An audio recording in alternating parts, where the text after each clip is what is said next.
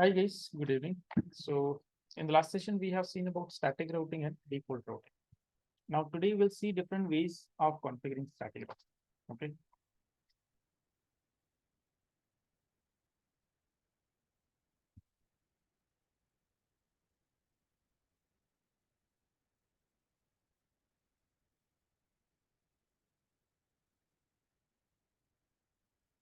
Ways to configure static routing.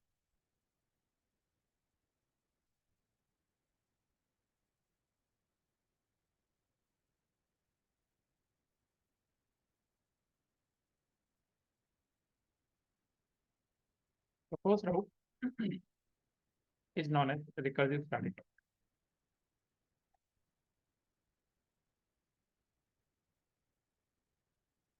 routing. Okay, fine.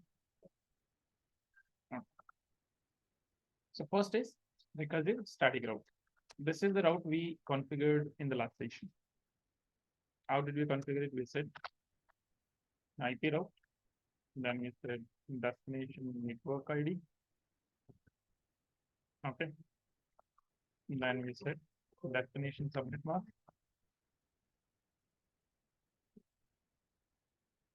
Then finally we gave the next of address. Okay. Now this is a route that we do not use in the organization. Why? Because there is a problem with this route. What is the problem? Let's understand.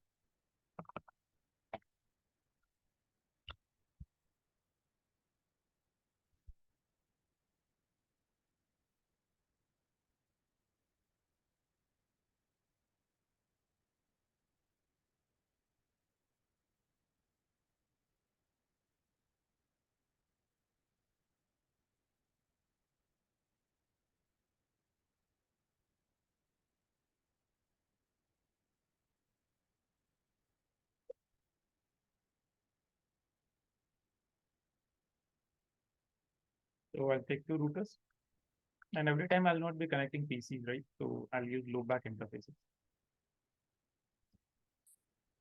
So I'll use two routers here.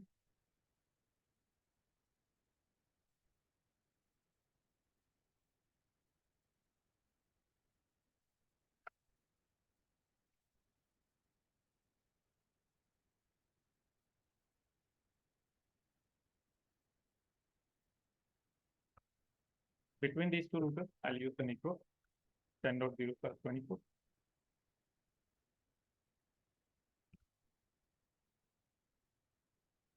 Here 10.112/24. 2/24.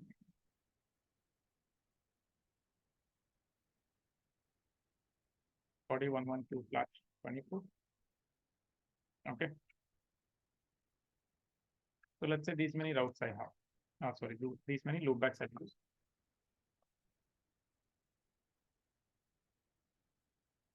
Now what? Let me open Notepad. I'll explain Notepad, right? Easier way, right? It becomes easy for doing the configurations. Host name, one interface gate 0/0, the address 192.168, 10.1, 255, 255, 255, 0. No shutdown.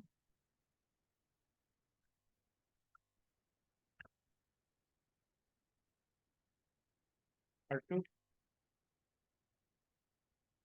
R2, 0/0, this will be 10.2. Along with this, we have loopback interfaces. So interface loopback 1, IP address 10.112.255.255.255.0. No need to type all the comments over and over again. Loopback 2, 20, loopback 3, 30, loopback 4, 40. Okay. Copy the configuration.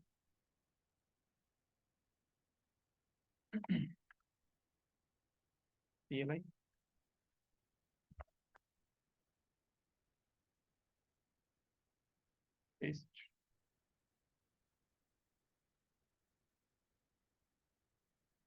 copy.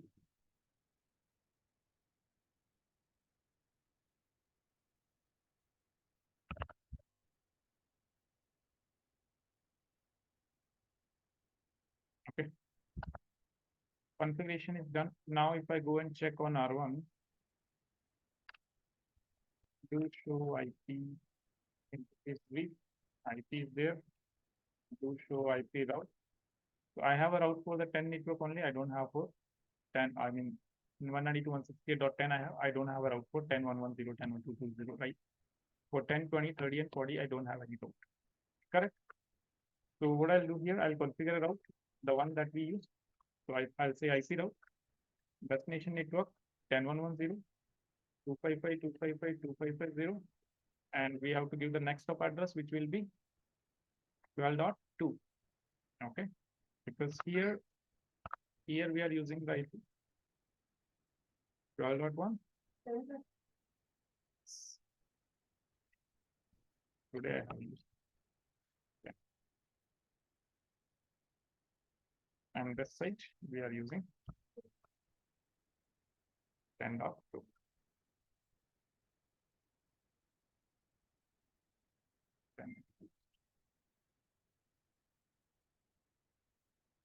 So here I'll use 192.168 10.6.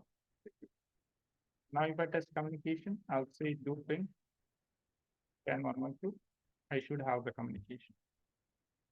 So I'm having the communication. Now let's see what is the problem with this route. Do show IP. Okay.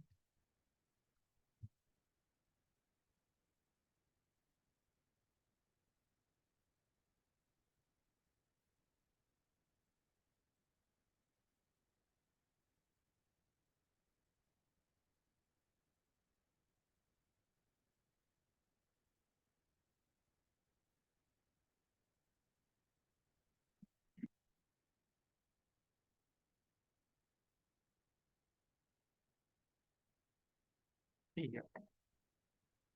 You went on R1 and you said what? Ping 10.112. Your R1 will do what? Your R1 will check in the routing table. How do I reach 10.112? So R1 will come to know that, okay, I have a route for 10.110/24 and I can reach via 10.2. Okay, so that means this is the first time your router is checking what? The routing table. So this is what your first lookup. Your router checked the routing table first time, and what it checked?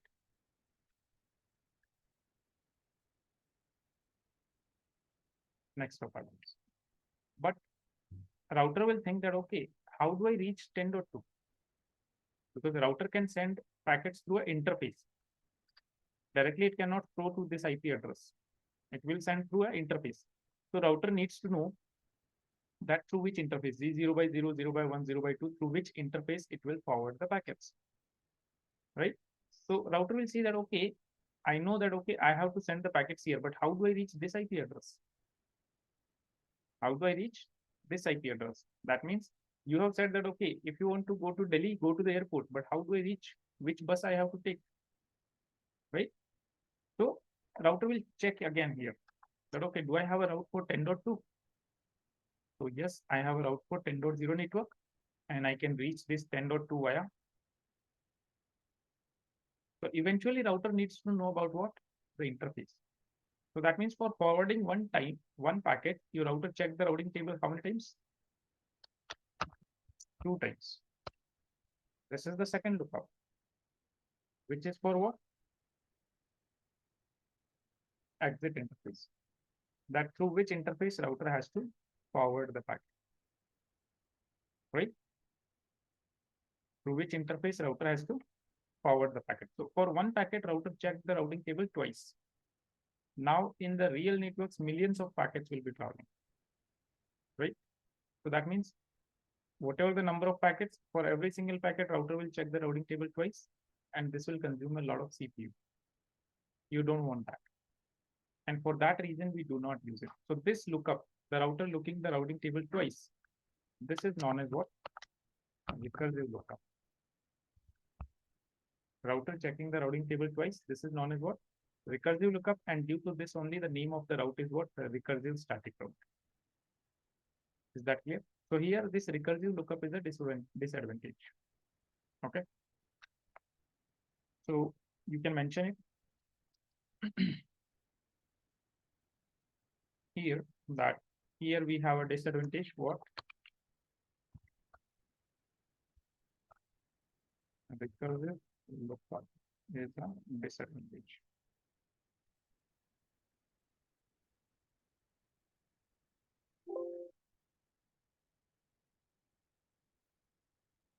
Here we have a problem that is what is recursive.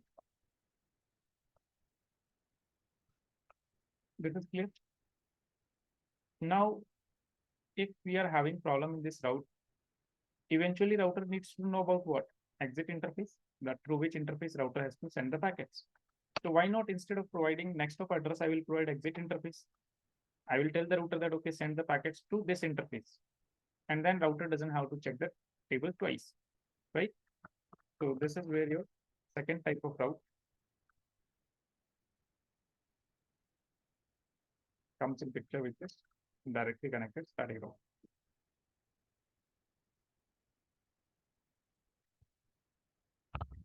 Same comment, okay?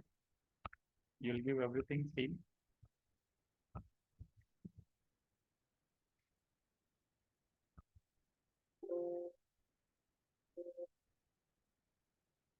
And here you'll give what?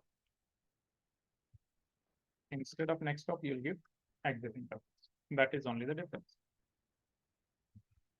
Now, when I use this route, okay, let's see what happens. Now, am I able to reach 20 right now? We don't have a route. So that means I'll not be able to reach.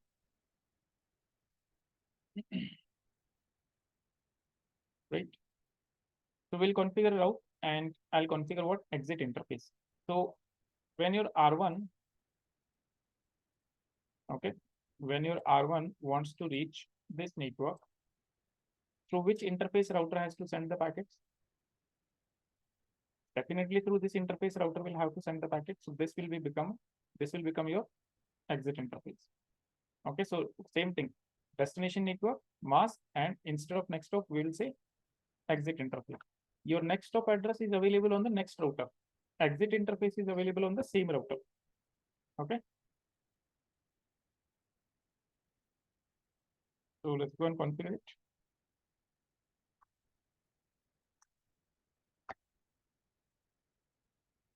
So I'll say IP route. If you want to reach 2110.255.255.255.0, go through the interface 30 by 3. Done. Check the route to show IP route. And in my routing table, I have another route with the S code. But you see, my router is considering this as a directly connected network. My router thinks that, okay, this network is directly connected to this interface. And this is why name is what? Directly connected static route. Okay. So now if I go and say ping 2112, will I have the communication?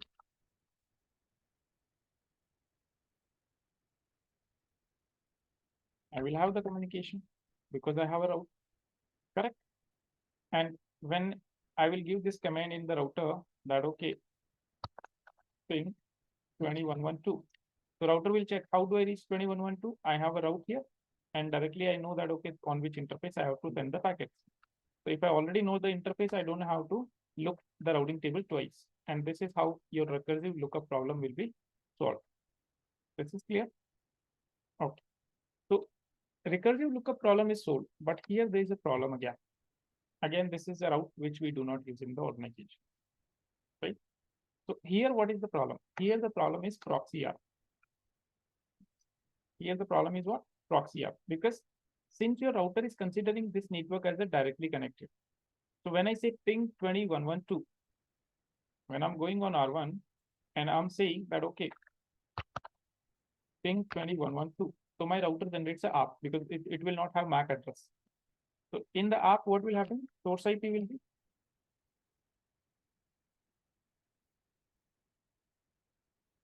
10.1. Destination IP will be no. Destination you are giving in the right. Source MAC address, let's say M1, MAC address of R1, destination MAC address, this is ARC, so this will be broadcast. Now what? Your router will send this packet in this side.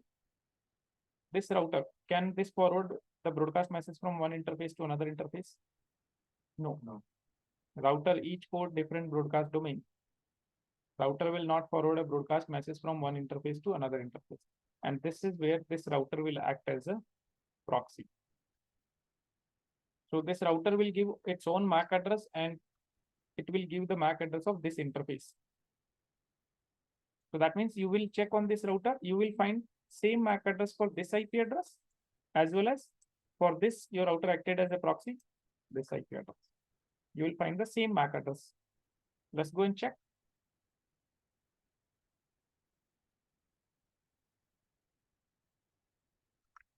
Do show up. Check.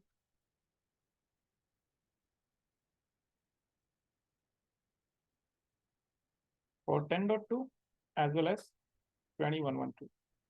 Same MAC address. Why? Because for 21.12 your router acted as a proxy. And because your R2 acted as a proxy, we were having communication. But what if R2 is not acting as a proxy? Then R2 will not give the MAC address. If you will not get the MAC address, there will be no communication at all. Okay, so let's verify this. Let me see. Cleared up. Let me check. See, sometimes what will happen, this clear up command will not work. And if this command does not work, in that case, what you can do, through which interface this app message was learned, just shut down the interface, bring it up again, and your app will be cleared. Shut down, no shutdown.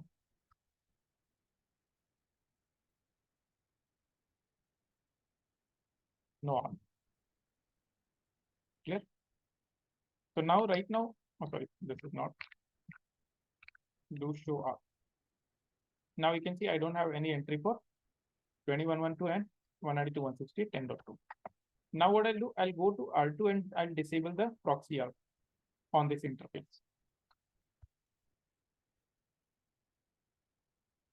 Interface gig 0/0, no IP, proxy R.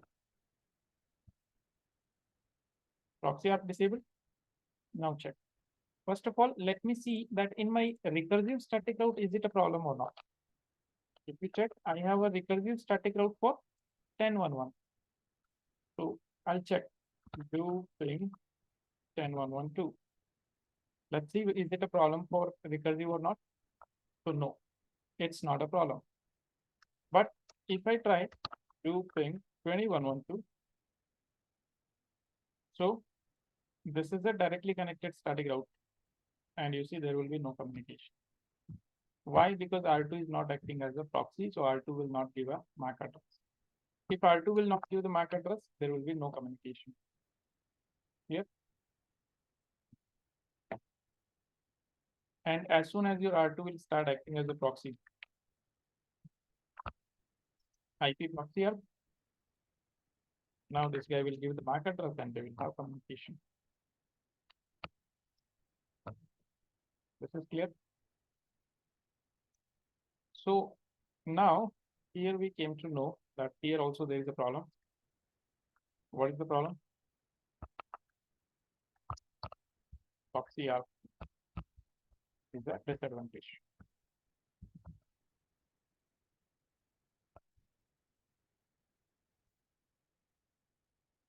Okay.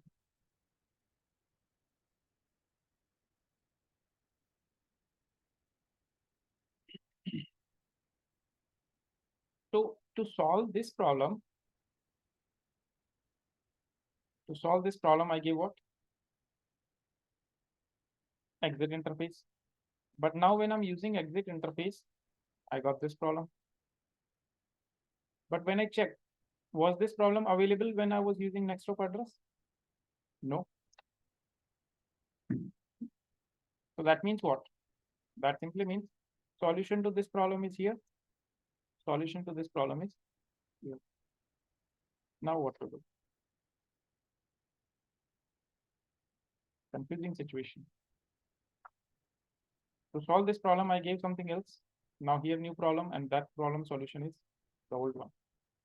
So what we'll do, we'll use both of them. We'll merge both that out. Okay, we'll give exit interface also, we'll give next stop also. So exit interface will solve the problem of recursive lookup, and your next stop address will solve the problem of proxy app, right?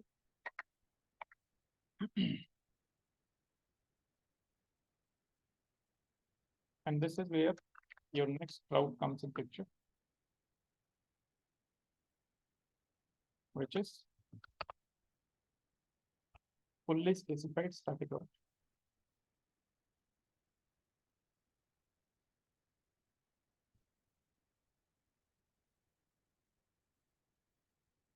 In this fully specified static route, how do you configure it?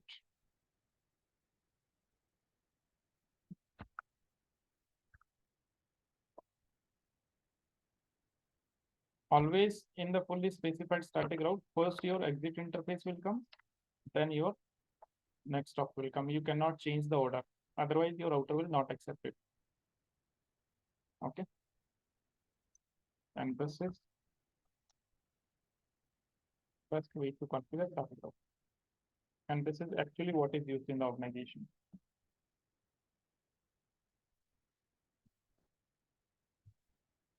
Here,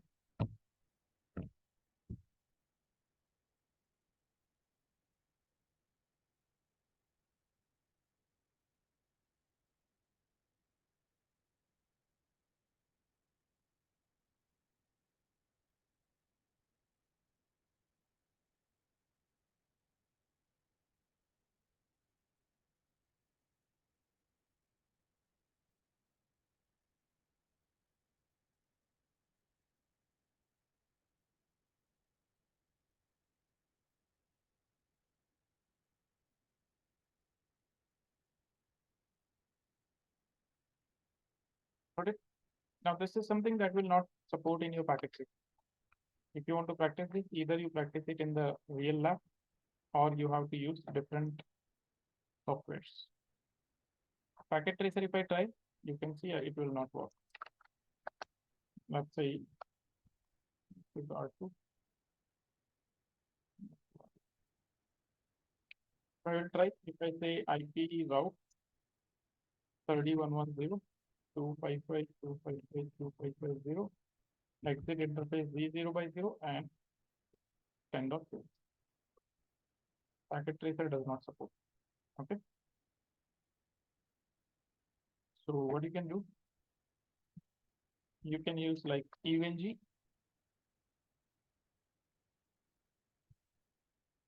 or else you can use real device.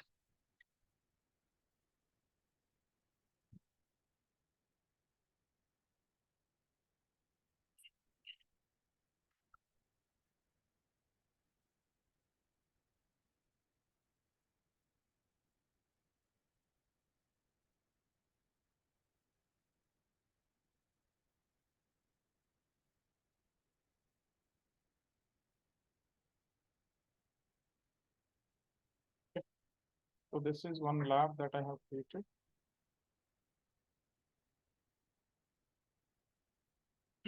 Here also exit interface will be Z0/0, and next stop will be what? 12.2. Okay. Now these are using real device IOs. Okay, real router operating system it is using.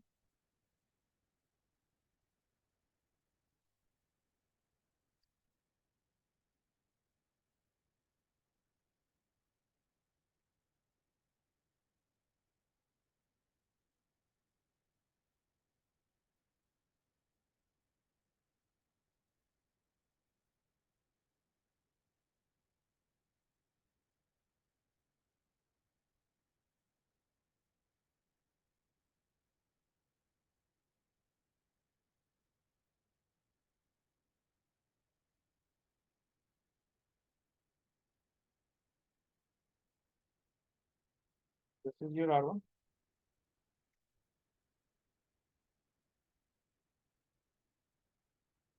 I'll configure a route for 20, 30, 40 like that. Okay.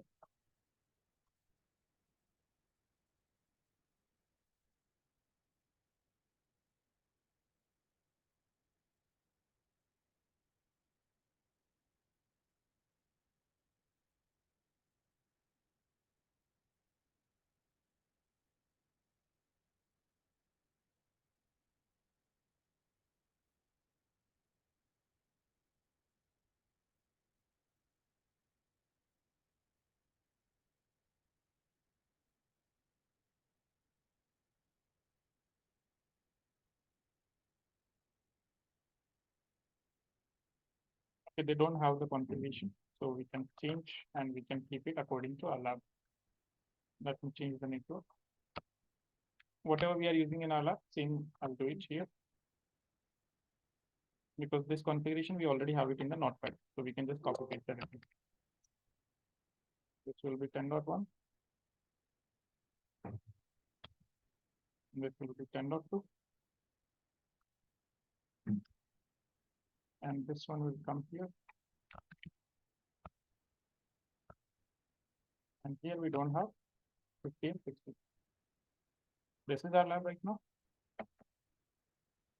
So this is R1. This one is R2.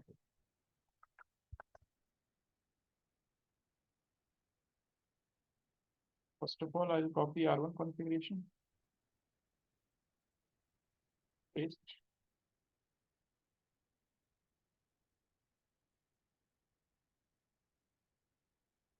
Copy. Paste.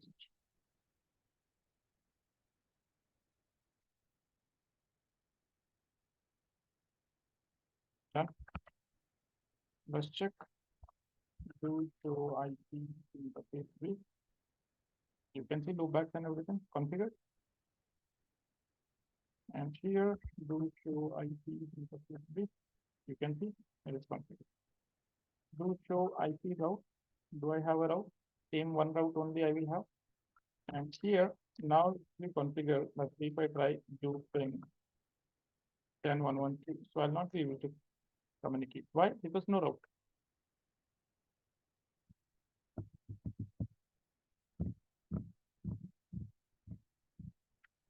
Now here we don't have that fast forward button, so we cannot fast forward, we have to wait. Okay. And now let's configure the route. So directly I'll configure fully specified route only. Okay. Or let me configure all the three routes. 10.1.1.0, 255, 255, 2550, 192, 168, 10.2. This is recursive. IP route 20.1.1. 0, 255, 255, 2550, and exit interface gig 0/0. Directly connected. IP route 30.1.1.0, 255, 255, 2550, exit interface gig 0/0, and exit next office 10.2. This is the fully specified. So here it will accept. Now let's compare all the three routes. Route to IP route. This is your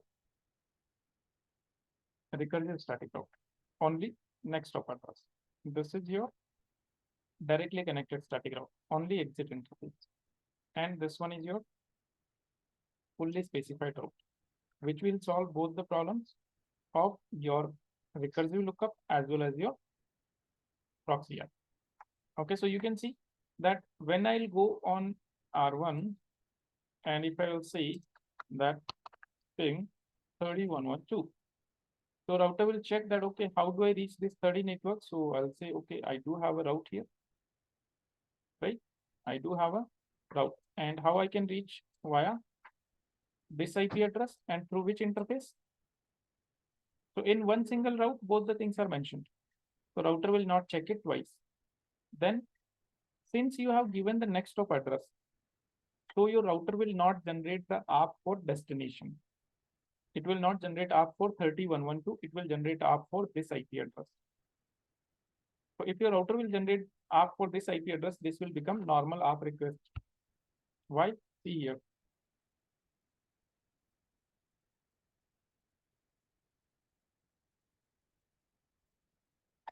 Your router will generate ARP here.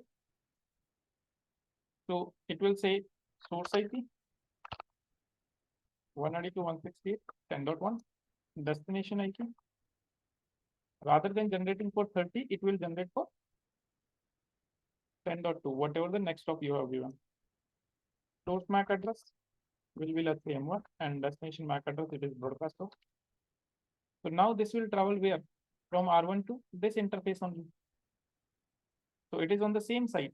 It is not on the other side. So router will reply the MAC address of this. And this is why this will be a normal ARP request response, not proxy ARP. Here proxy ARP is not required. Proxy ARP is required if your destination is available in a different network. If your destination is in a different network, in that case, you need a proxy ARP. But here, there is no proxy ARP. So even if proxy ARP is disabled on the R2, still we will have the communication. Okay. See.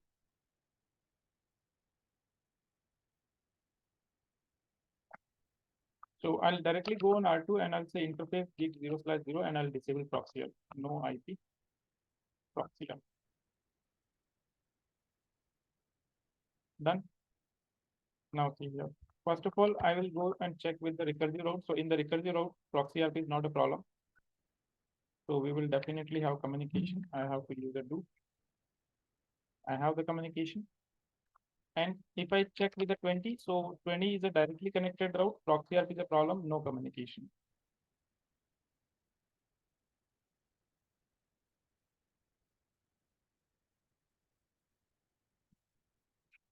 And if I check for 30, both the problems are solved.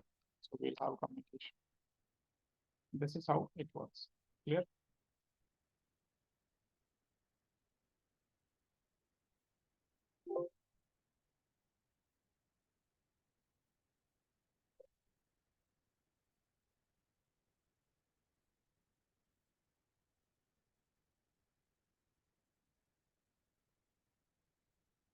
So fully specified route is clear.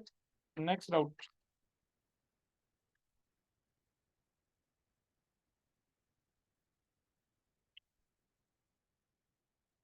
Floating static route.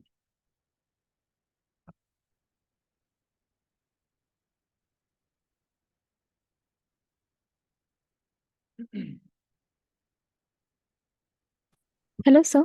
Yes, please tell me.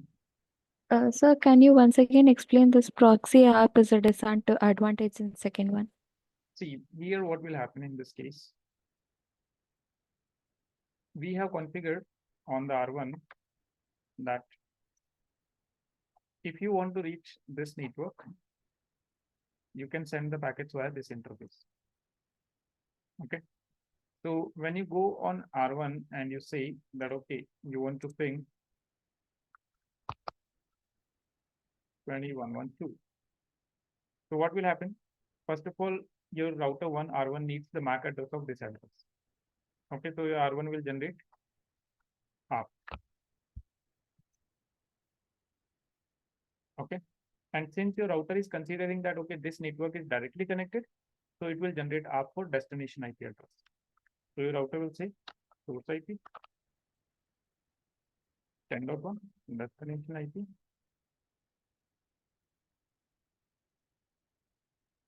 Then after source MAC address, let's say for example M1, destination MAC address, this is ARP, so it will be a broadcast. Okay. Now if you see, this message will come here where? To the R2. R2 will see that, okay, destination is where? 2112, and it is available on the other side, and this is a broadcast message. So router will not forward it on this side. So in place of this, your router will respond.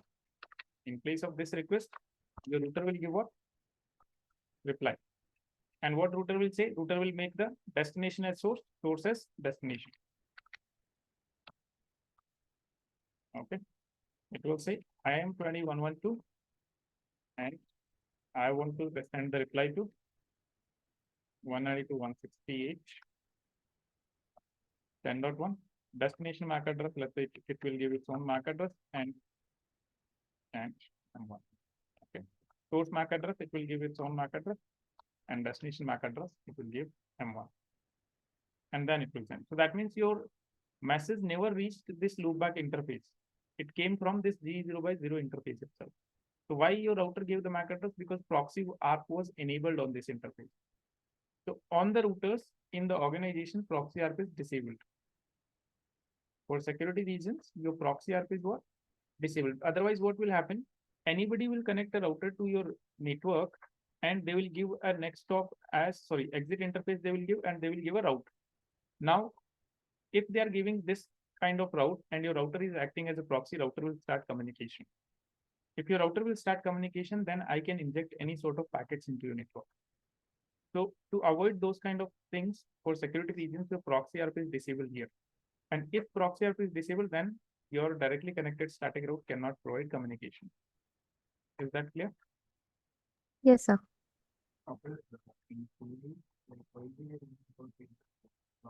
That is the syntax. We cannot change that. The combination of first two, right? That is the combination of first two, we then third, it would be. Then we can use this also. No, what's the H2? Then for next two. See here. Let me show. Let me try to use. Your router will not accept. That is the syntax of the command. Like if you talk about passports, in the passport, your last name is written first. Correct? Yes or no? Now, if you say why last name is written first, it is still my name. So that is the syntax. We cannot change it. This is how the command syntax is. If I will try next of first, let's say for example, IP route 30 already done. Let me go to the 4110. Then if I will first take 192.168 10.2, see here. Do you see any option for exit interface now? No. Still, if I will give Z0 by 0, got it? But in place of this, if first I'm using Z0 by 0, now see, it is giving me option for forwarding router or next of address. So like this it is. Clear? So this is a syntax we cannot change.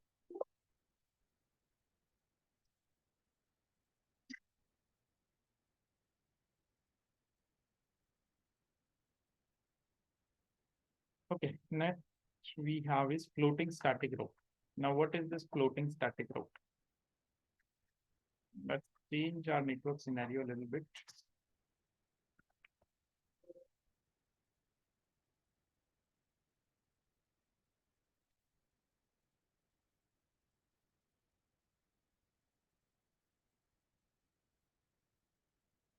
R1, R2, R2.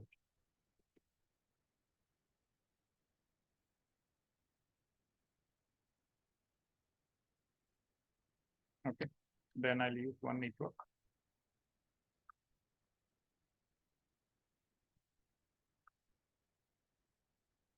Use one switch and two PCs, and I'll use one server.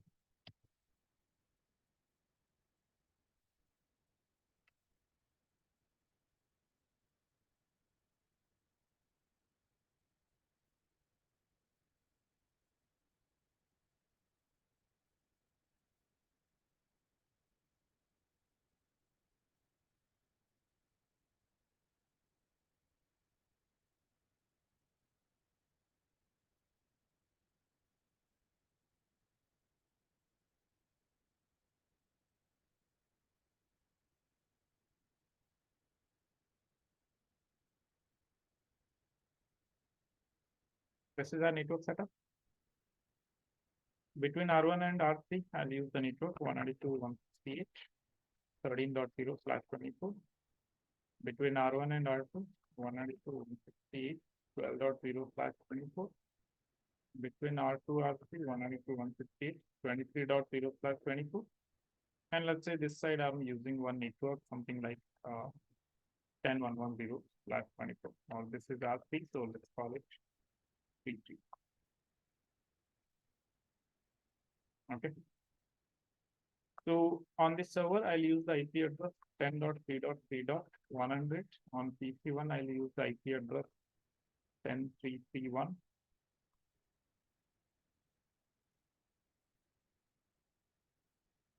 Now 10.3.3.10. Here I'll use 10.3.3.20. On this router, I'll use 10.3.3.3. On this interface, 23.3. On this interface, 13.3. Okay, so on R3, all the IPs are .3 only.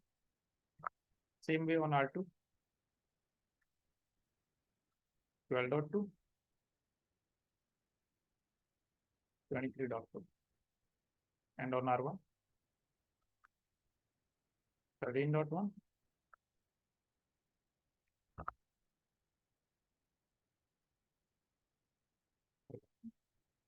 This is clear. So let me configure this.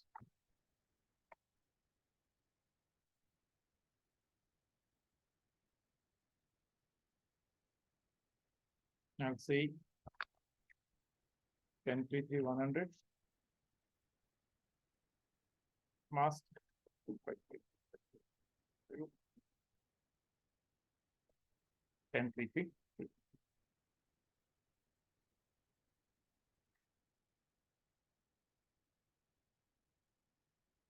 This one I'll say 10.3.3.10 255 255 2550 and I'll say 10.3.3.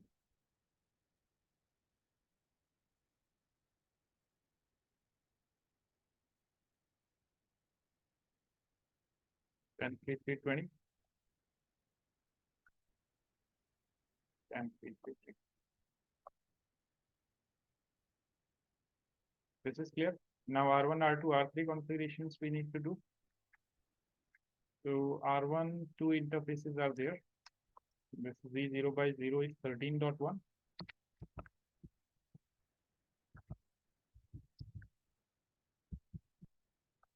Z0 by 1 will be 12.1.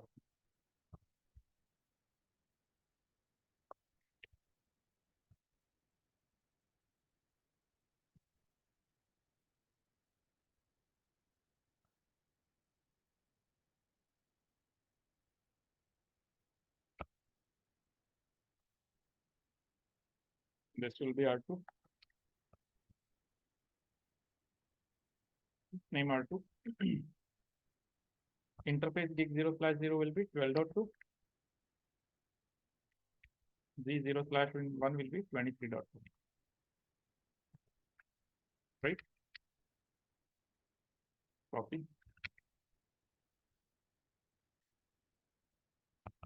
R3. 13.3.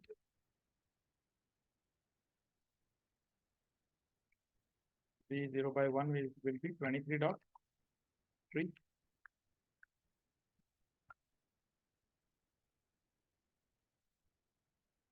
This will be 10.3. Okay. Done with all the IP addresses. Let's go and okay, this is Z0 by 2.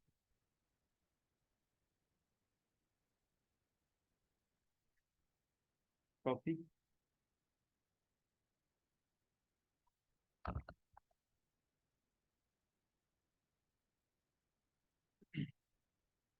Paste.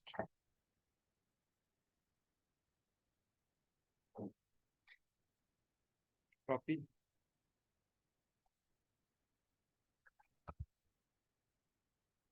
Paste. Copy.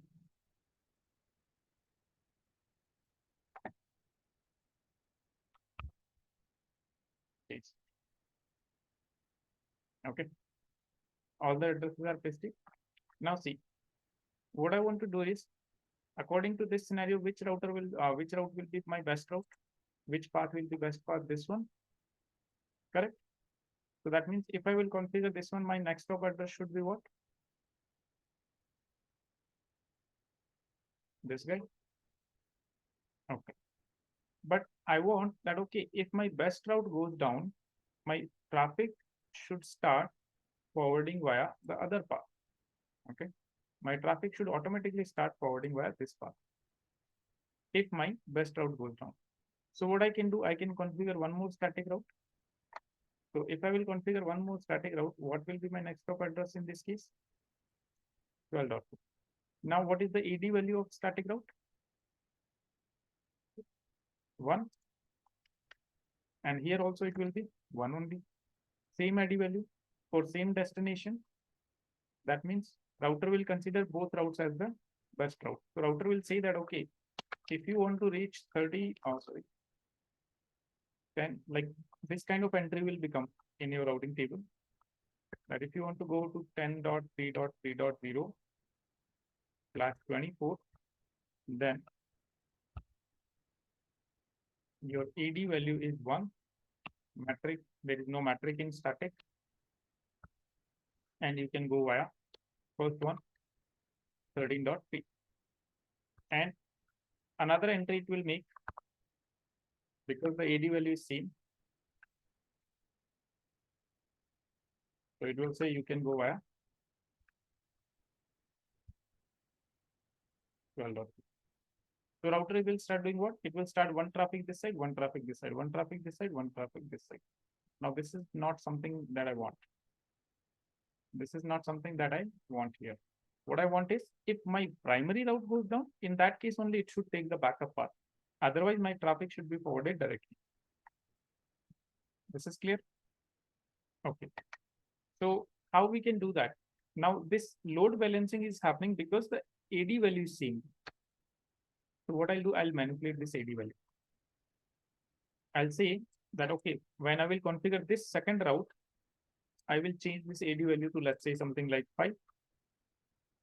If I will change it to 5, router will prefer which one? Router always prefer least AD value. So that means this second route, it will never be installed in the routing table. Only one route will be there. So as long as this route is there, second route will never come in the routing table. The traffic will not be forwarded. As soon as this will go down, automatically the second route will come in picture. This is clear? Okay. Now, how will you configure it? So if you want to configure it,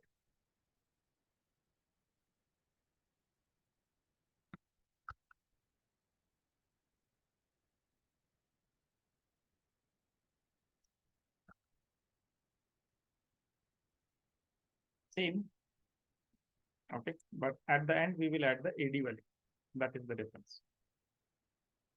This is one extra thing that we will add, which is new AD value.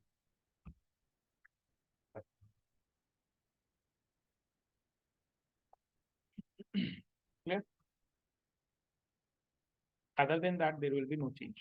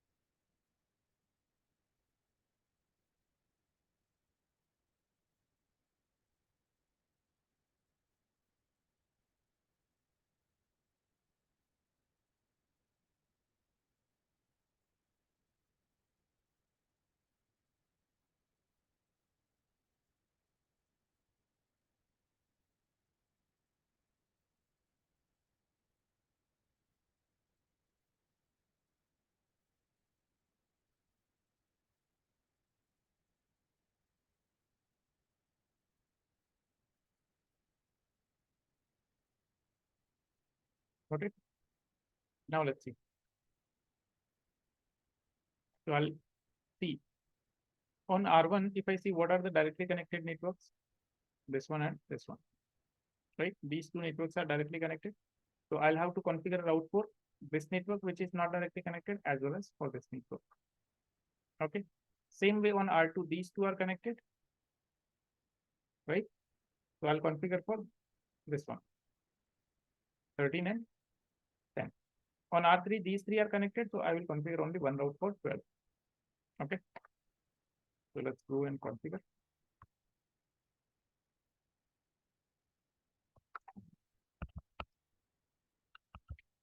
IP route 192.168.23.0, 255.255.255.0, and next stop will be what? 12.2. Okay, because from R1 I'm trying to reach this network. Okay, so I have given next stop as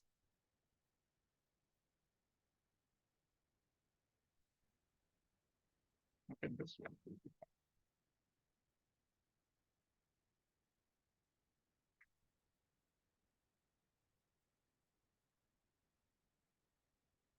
Okay, this is one route given. Second route I have to give for the 10 IP route 10330 255 255 255 and best route I will give via 13.3.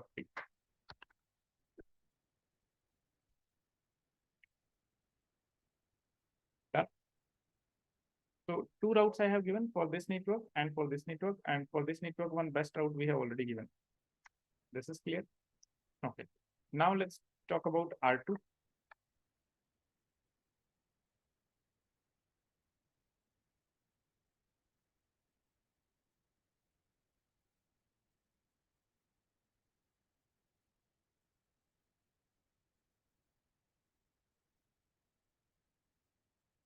Okay,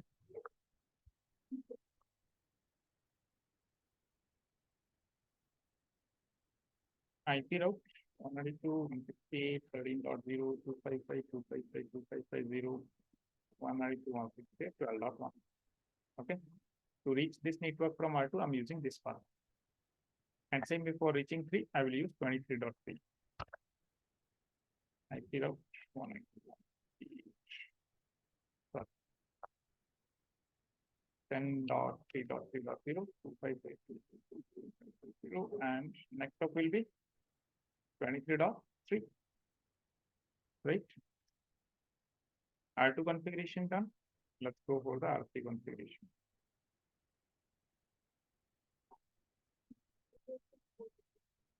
Yeah, but here I cannot go with the fully specified, right? In packet tracer I cannot go. Otherwise in the real router I would use fully specified method only. And that's why here in the comments I'm showing you fully specified only. So that later on when you configure, you take care of this thing. Okay. So this is router 3.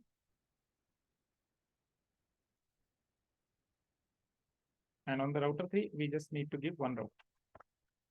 Remaining 3 networks, they are directly connected. How come router 3 have the name router 2? Did I not change the host name? Yeah. Only host name we did not change. Rest of everything is fine.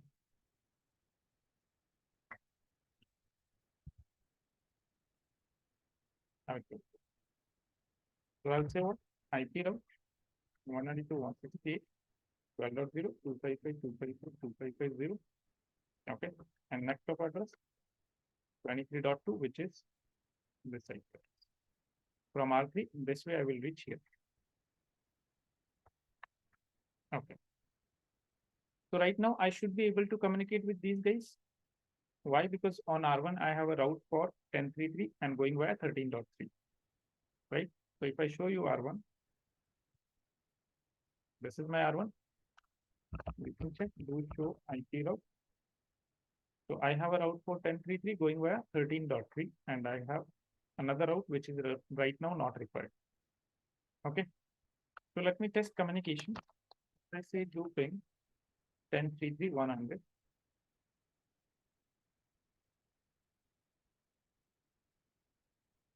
I have the communication. Okay. Now what? Let me check from where the communication is going on, how the communication is happening. So I can trace out 10.3.3 100. How it is going?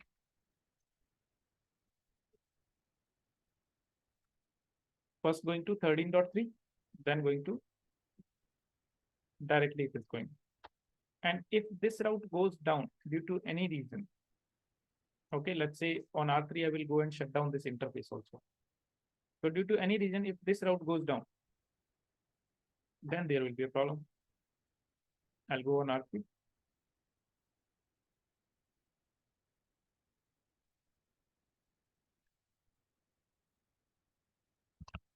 Interface gig 0/0 shut down.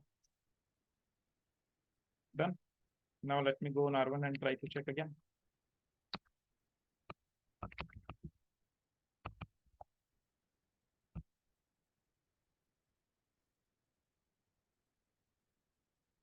Ping 1033 100. No communication. Right? Why? Because my best route is down. So I want that if my best route is down, my traffic should automatically pass through the backup path.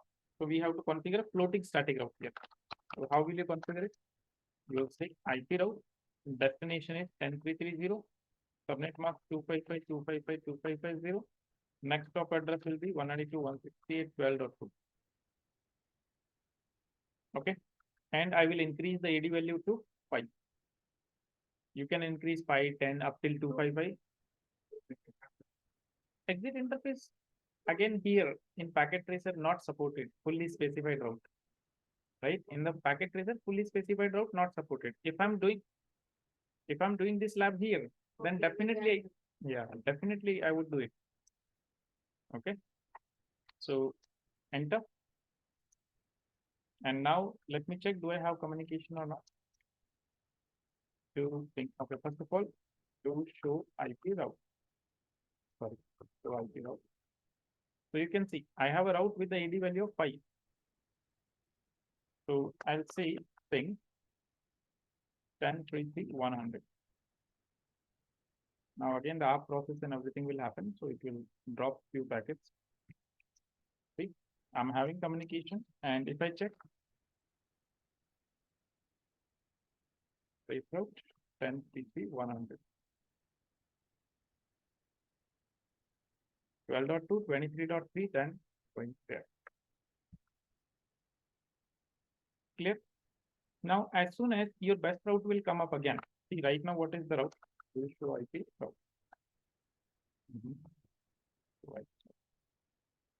Right now my route is going where? 12.2. As soon as your best route will come up again, no shutdown. Earlier, my traffic was going where? 12.2.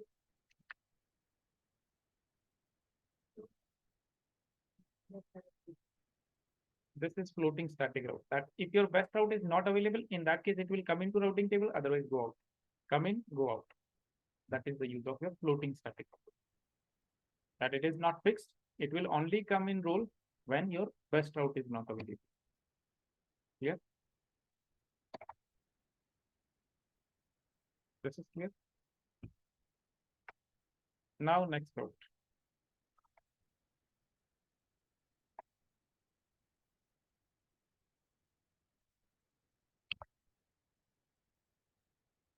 Host route. Now host route, this is the route that you configure for a single IP address. Rather than configuring for entire network, you configure it for a single IP address. Okay, so you would say IP route. This time you will say destination IP address. And what is the CIDR value for a single IP address? If your block size has to be 1.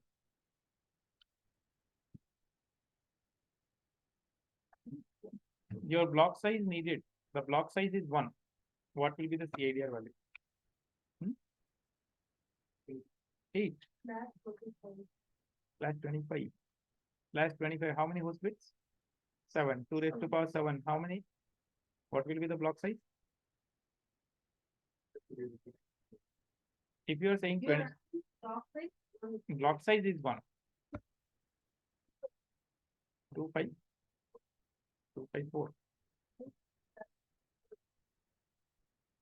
31. /31, 1 block size, 2 raised to power 1. So it will be /32. 0 host bit, 2 raised to power 0, 1 block size. That's why I'm saying, right, single IP address. I'm not saying network. So when you don't have a network, you don't need to worry about network ID and broadcast address. Network ID and broadcast address, those will be required only when you're talking about a network. But right now I'm talking about a specific IP address.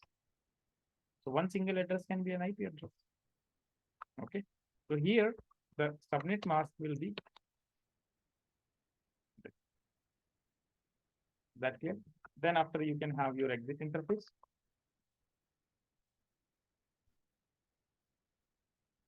Then you can give your next hop address. Okay, and this becomes your host route. Rather than configuring for entire network, we are configuring for a single host. Clear? Now, how this can come in role? Okay, note it down.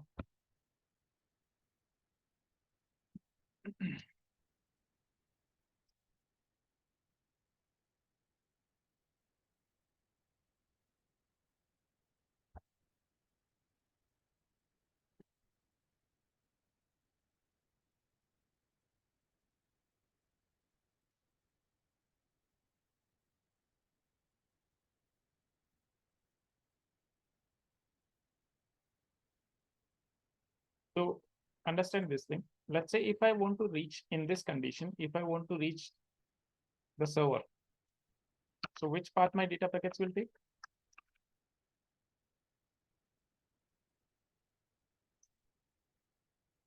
Check here using the trace route. Right? Now I want that, okay, if my data packets are going for this entire network, they should take the direct path. But if they are going for the server, then they should go to the second path. So what I'll do for a server, I will configure separate route. How I'll configure it? I'll say IP route, and I want to reach 10.3.3.100 single IP address. So subnet mask will be this, and the data packet should go via this path. Right? Now check. Show IP route.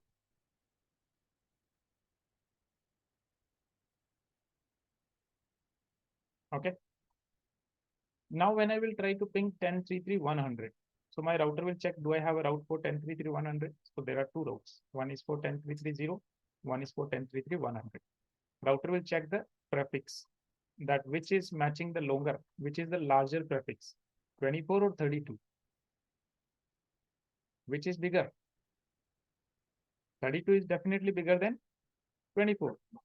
The router will always prefer longest prefix, or it is also known as the condition longest match. Okay, so definitely this is a specific route. So router will always prefer more specific route. Okay, so if you will ping, see here, if you will ping, let's say 10.3.3.10, able to ping 10.3.3.20, able to ping, right? Let's trace out. Trace route 10.3.3.10. Which path? Direct. Can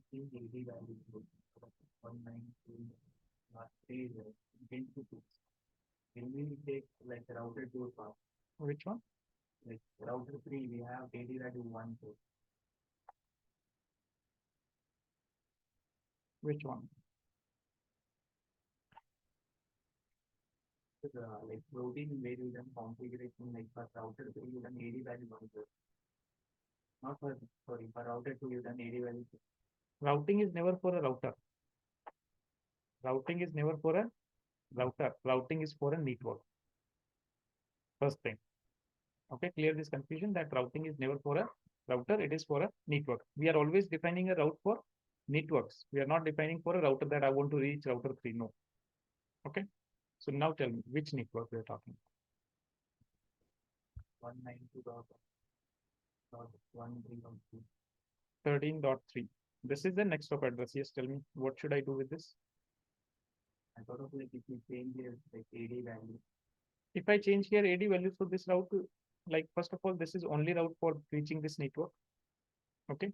If you will change the AD value, so in the floating static route, I change it to 5 already.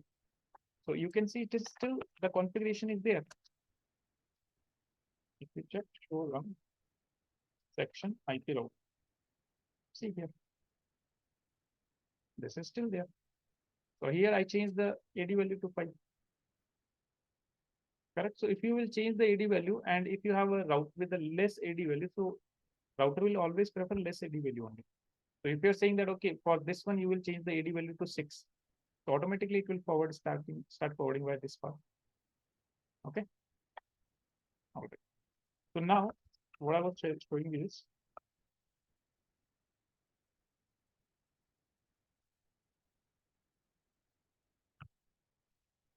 IP route. So I have specific route. So when I try to reach 10.3.3.10, it is taking the direct path.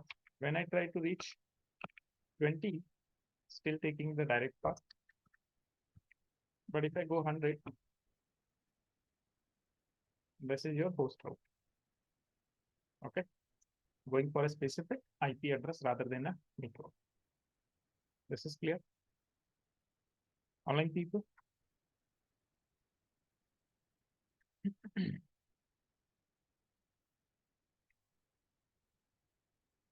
Clear it? Okay. So these are different ways of configuring static route. Here. Next is dynamic routing.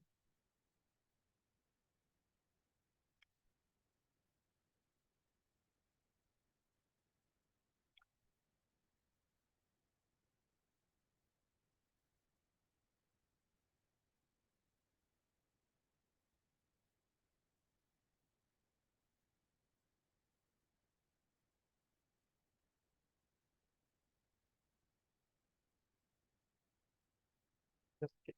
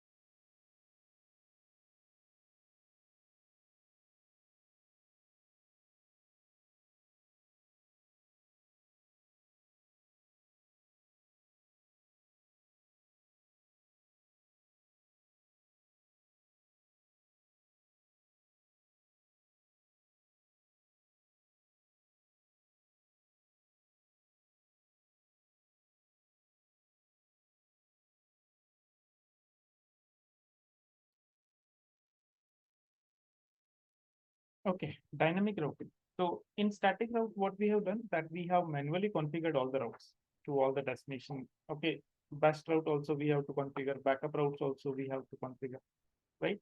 So everything we have to manually configure. But in dynamic routing, what will happen? We will just tell the router that, okay, this is the dynamic routing protocol you have to use, and these are the networks connected to you. Here, we don't have to give the destination. We do not give any information about destination. We just give the information about local ports. Okay. So dynamic routing will make automatic adjustment of your routes according to the current state of the routing in the routing table. That means what? That what is the current state of the route? Backup route is on, then it will forward using backup, best route. If best route is there, then use the best route. Otherwise, use the backup route. So it will take the adjustments automatically.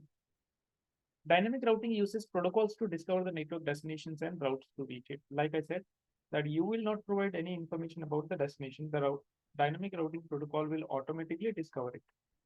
That what are the destination networks and how to reach them. RIP, OSPF, EIGRPP, all these are best examples of your dynamic routing protocol, and automatic adjustment will be made to reach the destination network if one route goes down. So if your best route goes down, automatically they will find out the backup route for you. Okay. Now in dynamic routing, there is a condition that all the routers, they should be running the same protocol. If we all are speaking the same language, then only we can communicate. Otherwise, we cannot communicate. Same way, the routers, they should be running the same protocol, same version. Then only they will communicate. Otherwise, they will not communicate. Okay. And if a router finds a change in the topology, then router has to advertise it to all the other routers. That means if there is any new information to me that, okay, a new network has been added or removed, so I will share this information with everybody. Then only all the other routers will come to know. Otherwise, they will not come to know. This is how your dynamic routing functions. Okay. So in dynamic routing, we have an advantage. First of all, what is the advantage? That it is easy to configure. We don't have to configure destination. We don't have to configure any destination network, subnet mask, net stop, nothing. We just tell this is the routing protocol. These are the networks. That's it. Okay. More effective at selecting best route to a destination remote network and also for discovering remote network. So imagine right now I gave here only 2 paths. If here we had 5 to 6 paths, okay. So all the backup routes I had to give manually. All the backup routes I had to give manually, but dynamic routing, it will automatically take it. One route down, second route down, third route down, fourth. This is the benefit of it. Okay. So more effective at selecting the best route to a destination remote network and also for discovering the remote network. Now in the static route, you don't know that, okay, if you don't have dynamic routing and someday a new network has been added. So if you don't know, you cannot configure a route for it. But in dynamic routing, the router will advertise that, okay, this is the new network, your router will come to know and they will find out a best route. Okay. But we have a disadvantage also. Now the routers, they are communicating with each other, sharing the information about networks and all. So they will consume more bandwidth. And here it is comparatively less secure. I'm not saying dynamic routing is less secure, but compared to static, you will have less control over your routing. That for which, see, in static, if I configure a route, router will reach. If I do not configure a route, router will not reach. Simple. But in dynamic, routers are communicating with each other. They are exchanging the information. So compared to your static, a bit less secure. Is that clear? Now, as I explained when we were discussing about this part, that in your CCNA syllabus, we have static, we have default, these things we have discussed, and we do have only OSPF. But we will also go with the introduction to RIP and EIGRPP.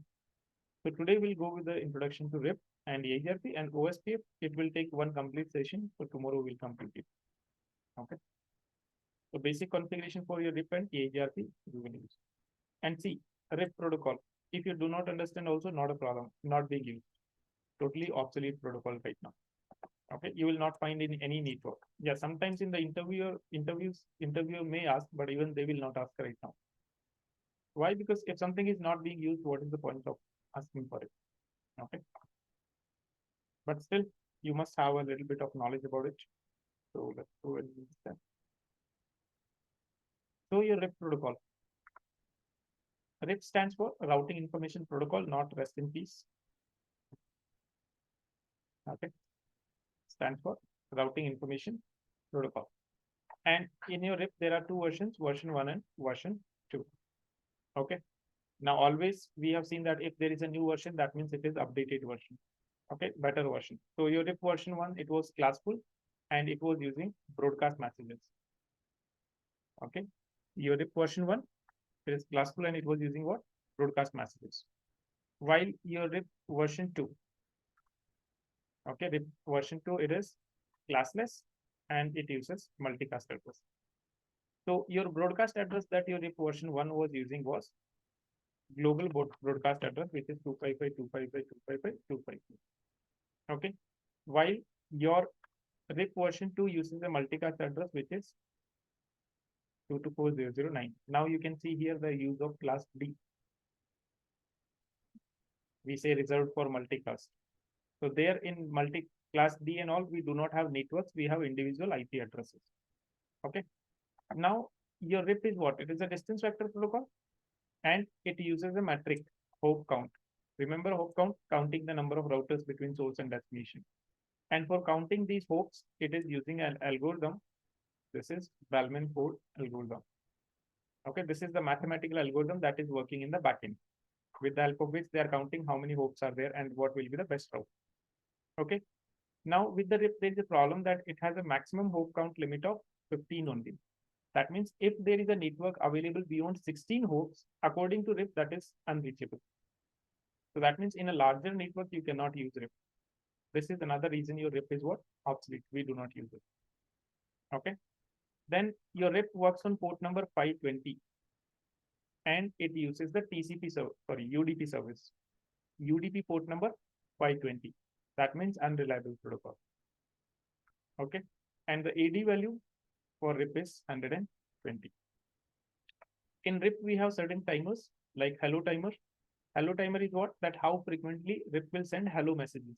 These hello messages, these are used to discover your neighbor, that my neighbor is there or not. Same thing. Let's say I call somebody. So first thing, what I'll say hello only. Why? Because I want to check whether the guy is listening me or not listening to me, available or not available. Same way. So your RIP will send hello messages every 30 seconds. Every 30 seconds, it will send a hello. That means my neighbor should also send me a hello every 30 seconds. If I'm getting a hello every 30 seconds, I will consider that my neighbor is alive. If I'm not getting a hello in 30 seconds, so I will not immediately consider that, okay, my neighbor is dead. I will not immediately consider this. I will wait for some time. How long I will wait? I will wait up till 3 minutes, 180 seconds.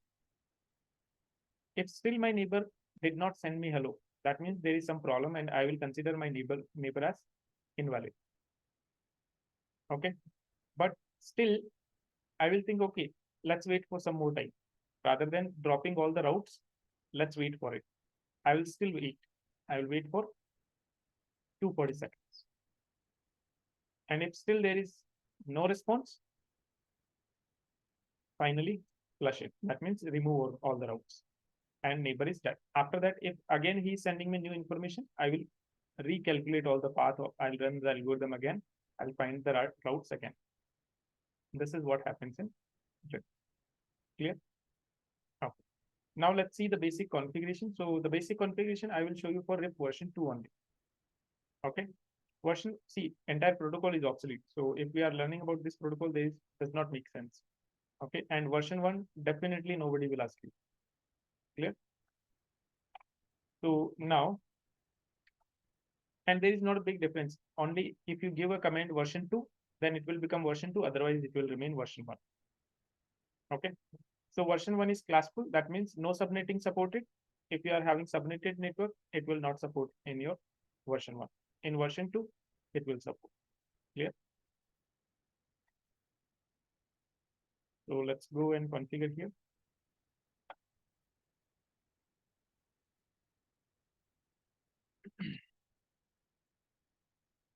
Now in the same network, I'll configure. Okay. You will understand how easy it is. And this is router 2. So see, how do you configure dynamic routing?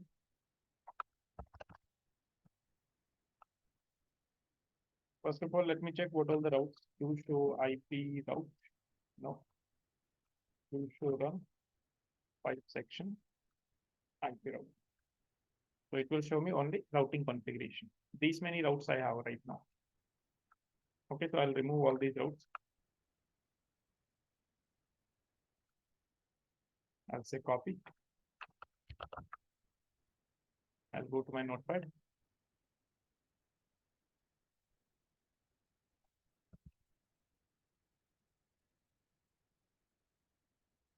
These are all the routes.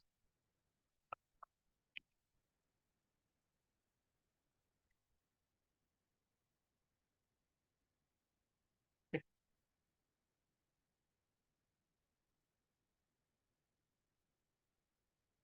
Copy, paste. Gone.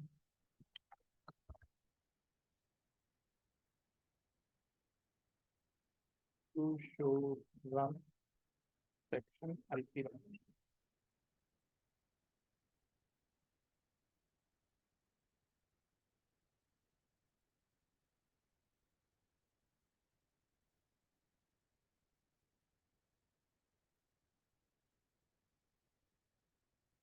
Copy.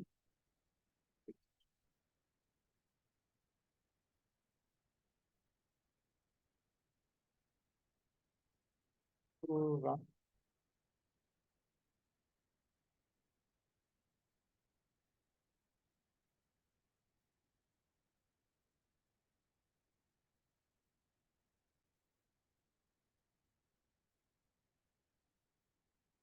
Okay. All the routes removed. Now what? Let me go to R1. And on R1, first of all, I'll check the routing table to show IP route. So in dynamic routing, we don't have to give any destination network. We just give the directly connected networks. So either you take an idea from your topology that, okay, this is R1, this is one network directly connected, this is another network that is directly connected. Okay. Or if you are getting confused in that, always go and check your routing table, do show IP route. And after that, whatever the network is there in the C code, that network is your, that is your directly connected one. Okay. So this will help you in configuration. So like here I have to give the 12 and also I have to give 13. So how do I configure RIP? I'll say router RIP. Then right now this is version 1 configuration. If you want to configure version 2, version 2. Okay. Now in RIP, what happens? RIP is again, even version 2 also, it is classless protocol, but when it will advertise the network, it will advertise /8 only. That means classful, it will advertise. If it is address of like this one, it is class C. So it will advertise 24. But if this is also there, even if this will, it will advertise according to class, like, okay, class A/8. So it will advertise the network in the classful boundary.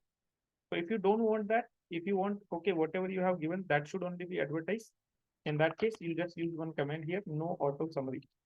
So it will not automatically summarize the network. This is one command you can use, and then you can give the network. You can say network 192.168.12.0 and 13.0. This is your RIP configuration done. Okay. R1 done. Let's go and configure it on R2. See, on R1, I did not give any information about the destination, right? Same thing here. To show IP route. Then I'll say router with version 2, no auto summary. Here I have to give what? 12.0 and 23.0. Network 12.0, network 23.0. Done. Go on R3. Do show IP route, router with version 2, no auto summary. Then network 10330, network 192.168.13.0, network 192.168.23.0. Done with the configuration. Now these routers, they will automatically communicate and find the route. So see here. if I go on R1 and now if I say do show IP route, see here. Now it has found out that okay, for reaching the 23 network, when I configured a, see here, when I configured on R1 about 23, it said I was taking this path. But RIP also think that okay, I can come by this path also. So like that, they will calculate all the paths. Okay, and admin doesn't have to do anything. See here that I can reach via two paths, both are having equal things, 12.2 also, 13.3 also. To both the ways I can come here. Is that clear? And if I want to reach 10330/24, I can go via 13.3 and exit interface also. That means fully specified route it is basically. You have next stop also, you have exit interface as well. Clear? And you can try to reach. Do ping 10.3.3.100. Okay, so we are able to reach. Clear? So this is how you can configure RIP. So RIP configuration, if we talk about,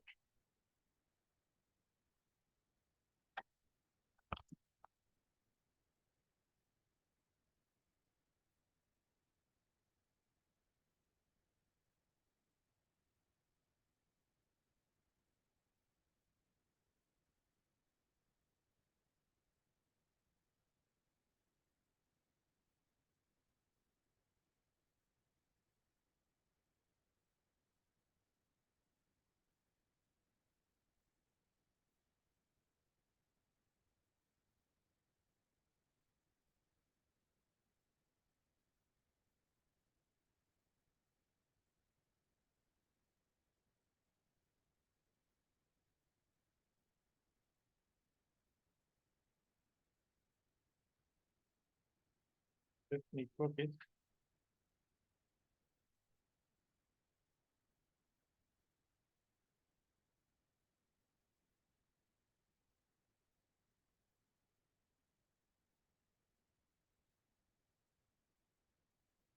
directly connected, or if you say network with C4 in routing table.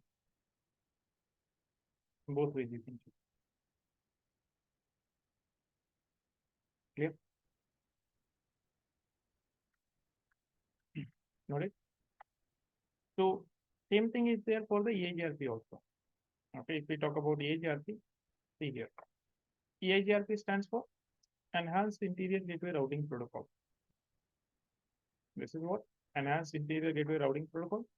EIGRP is a hybrid protocol. So that means what? It has features of both your distance vector and link state. Now EIGRP does not use a TCP or UDP thing. EIGRP is a separate protocol and uses protocol number 88. Okay. All other protocols, they have single AD value. EIGRP has two and also BGP has two. Okay. 90 for internal. And if the routes are coming from some other protocol or some other autonomous system, it will use 170. EIGRP alone protocol uses 5 matrices. In the IGP, this is the protocol that is using highest number of matrices. Otherwise, BGP using path attributes like 12 to 13. Matrix value, we are not using. The protocol itself is using for calculate. Let's say for the same protocol, multiple routes are there. So now all the routes, they will not have equal value. So it will find out that, okay, which one is having the least one. Okay, like that. Guys, one moment.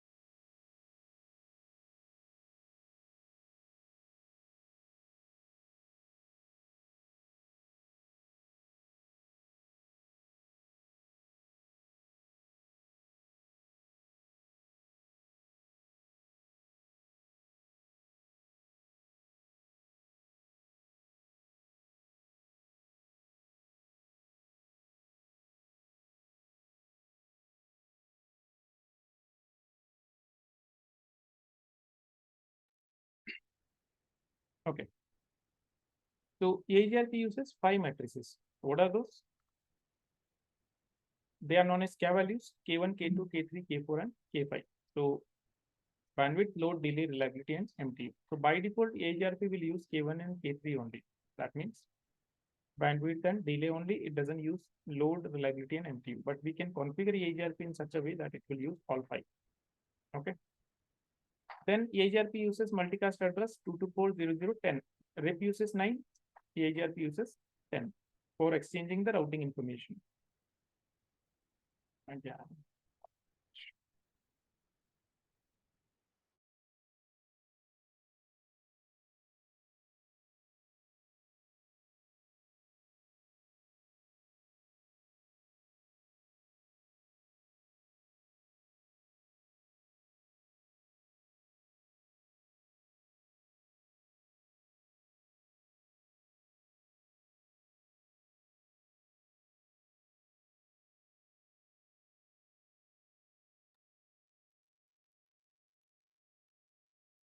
Okay, so RIP uses 224.0.0.9 and EIGRP uses 224.0.0.10. RIP was having 4 timers, but EIGRP doesn't take so much of time like RIP was taking 4 minutes, 240 seconds. So EIGRP takes only 5 seconds. Every 5 seconds, hello message will be exchanged. If my neighbor is not replying in 15 seconds, neighbor is dead. Okay. So this is the second timer, which is dead timer. And EIGRP has 5 messages. So hello message to discover the neighbors and maintain the neighborship to know whether my neighbor is alive or not alive. Then to exchange the information, EIGRP will use update message. And on any router, if one of the network goes down, let's say on me, I am a router and on my router, one network went down. So I will ask my neighbor that, do you know how to reach it? Because I knew one path that is down, but do you know any other path? So to ask for information, I will use query. And to this query, the neighbor will reply with a reply message. Okay, and EIGRP is a reliable protocol. So it will send acknowledgement for all the update, query, and reply. So if I'm sending an update, my neighbor will say that, okay, I have received your update. If I'm sending a query, my neighbor will say that, okay, I have received your query. If neighbor will reply me, I will send the acknowledgement that, okay, I have received your reply. This way. Yeah. Now, if we talk about the configurational part of your EIGRP, so the EIGRP configuration is something like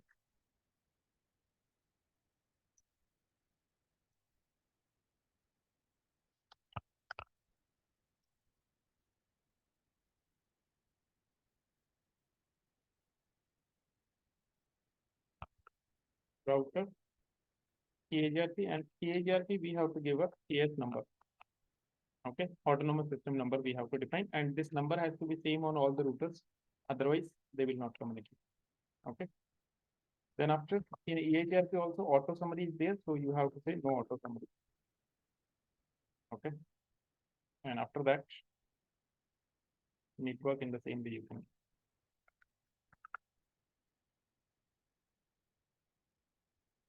Okay.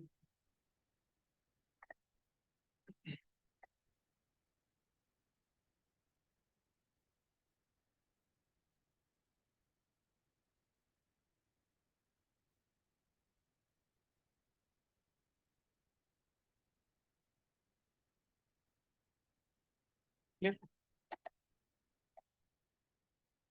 See, configuring your dynamic routing protocols is easy, but removing them is even more easy. Okay, removing the configuration is even more easy. So if I have to remove a ref configuration, all I need to do is what? I have to say no router ref. That's it. Remove. One line. You don't have to remove all the commits. Same thing here. No router. Yeah. And same thing here. No router. Okay.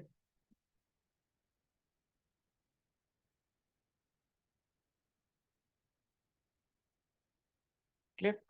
Now in EIGRP, we have to give an autonomous system, right?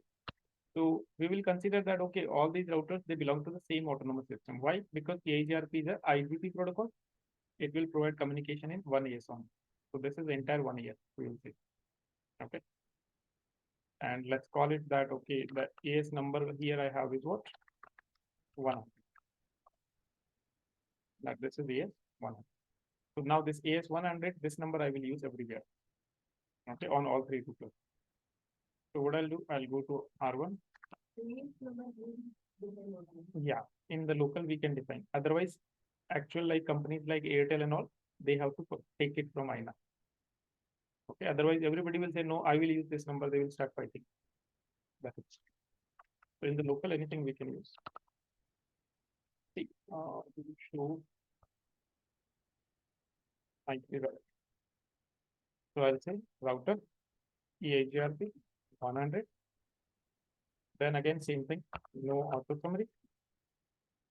Network 192.168 12.0 and network 192.168 13.0.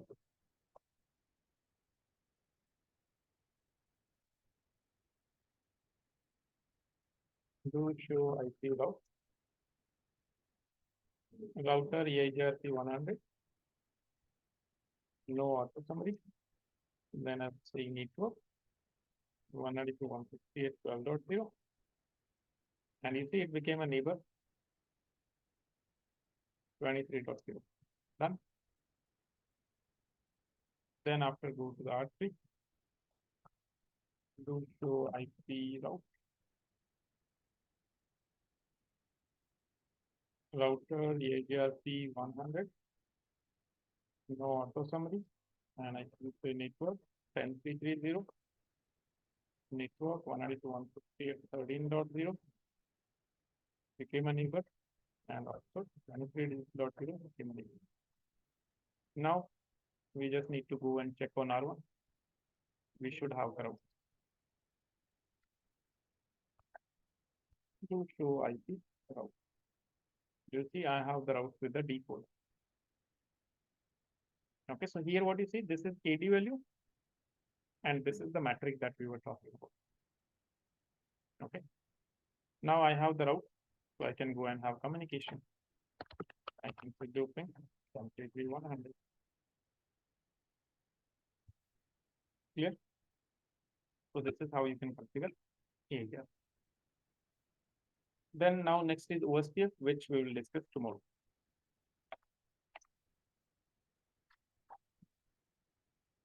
So any doubts?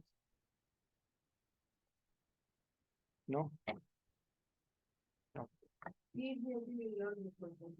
Yeah. First of all, it is not there. In CCNP, you will study in detail. Okay. In our CCNP syllabus, it is not there. That's why I have shown you that how to do the configuration.